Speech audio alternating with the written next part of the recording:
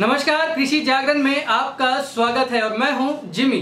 कृषि जगत की कुछ मुख्य खबरों के साथ आपका कृषि जागरण में स्वागत करता हूं। और पहली खबर जो है वो है चीनी से। सरकार चीनी के गिरते दामों से चिंतित नजर आ रही है और इसलिए चीनी के दामों को स्थिर करने के लिए सरकार ने कई प्रयास किए हैं।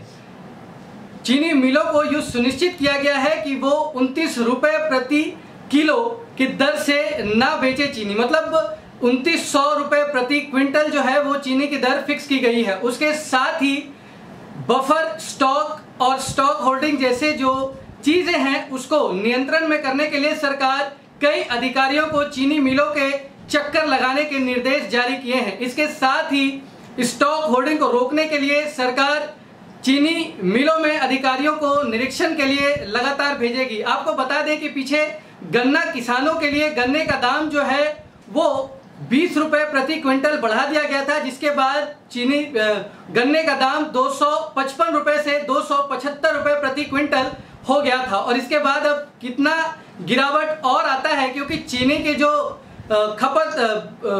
पैदावार है वो इस बार ज़्यादा है गन्ने की, तो चीनी पैदावार भी ज़्यादा होगी, जिसके कारण परेशानियां हो सकती हैं चीनी के दामों में। तो आइए अब देखते हैं कि किस तरह से चीनी के दाम जो है वो आगे गिरते हैं या ऊपर चढ़ते हैं। किसान भाइयों नमस्कार। अभी आपने सुना किस तरीके से चीनी के दामों में गिरावट है या बढ़ोतरी हो रही है। चीनी किसके लिए चाहिए होती है? चाय पीने के लिए। और चाय के बाद क्या चाहिए होता है? सावन का महीना, पकोड़े। पकोड़े कहाँ से बनते हैं? बेसन से। आपको पता है आजकल बेसन कैसे बन रहा है? पीली मटर से।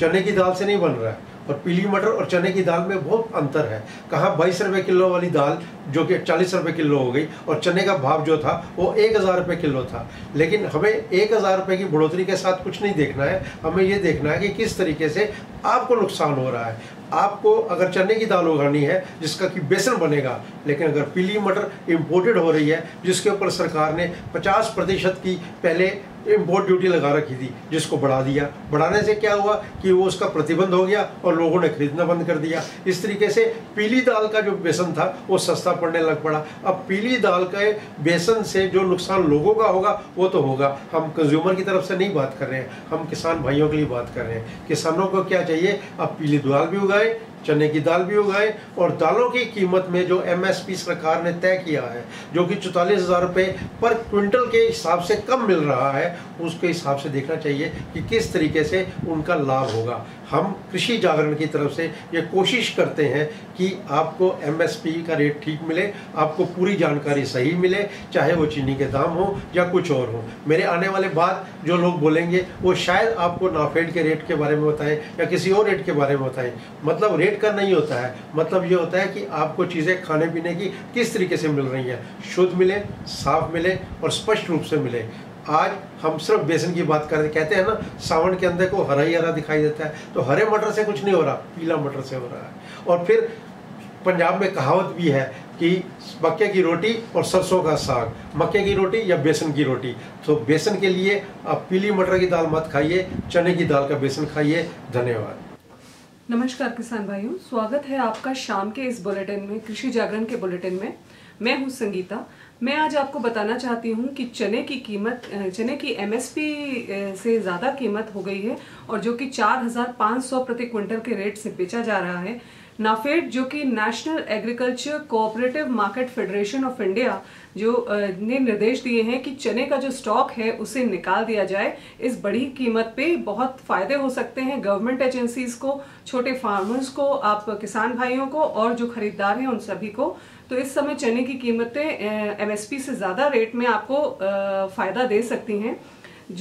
तो इस समय आप चने को ज़्यादा से ज़्यादा बेचें और फ़ायदा उठाएं।